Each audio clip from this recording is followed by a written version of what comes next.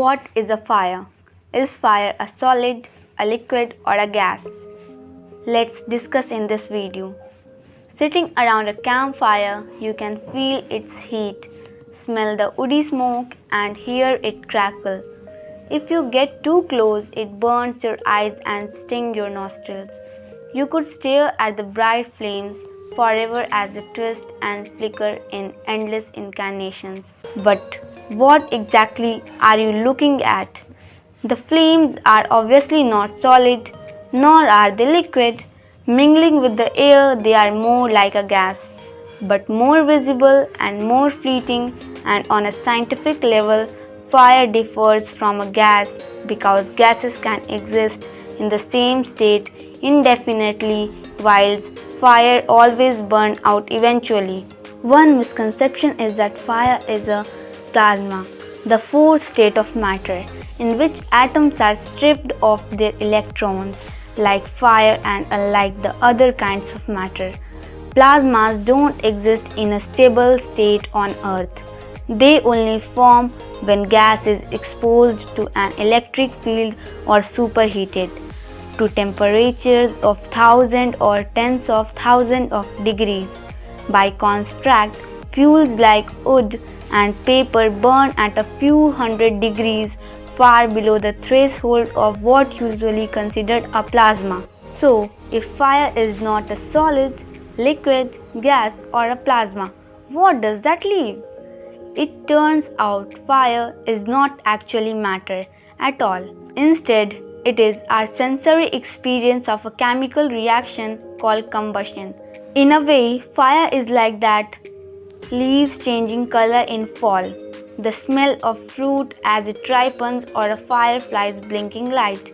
All of these are sensory clues that the chemical reaction is taking place. What differs about fire is that it engages a lots of our senses at the same time, creating the kind of vivid experience we expect to come from a physical thing.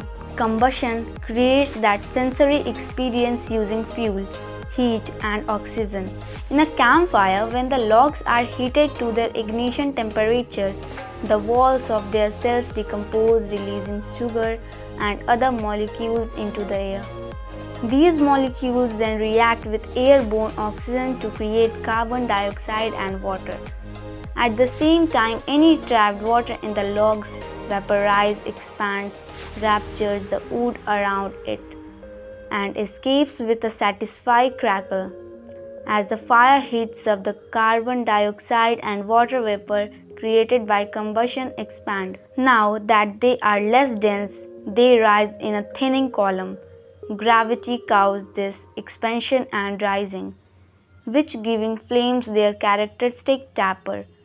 Without gravity, molecules don't separate by density and the flames have a totally different shape. We can see all of this because combustion also generates light. Molecules emit light when heated, and the color of light depends on the temperature of the molecules. The hottest flames are white or blue. The type of molecules in a fire can also influence flame color. For instance, any uncreated carbon atoms from the logs from little clumps of shoot that arise into the flames and emit the yellow-orange light.